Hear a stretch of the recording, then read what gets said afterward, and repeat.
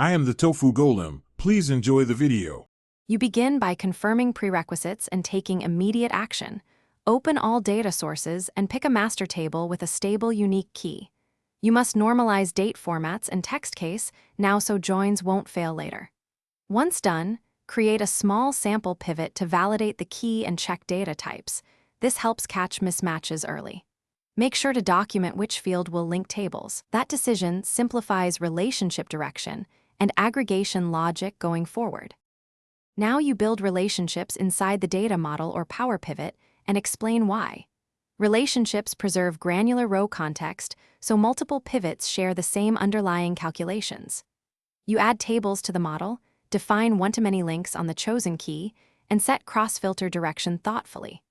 Once relationships exist, create each pivot from the model, placing slicers or timeline controls on the master fields so selections apply everywhere. Make sure to test with sample filters and adjust aggregation levels to avoid double counting.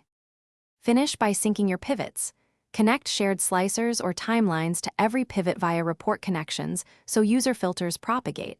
This is how multiple pivots act like one dashboard. Then refresh the data model and compare pivot totals to source sums to confirm accuracy.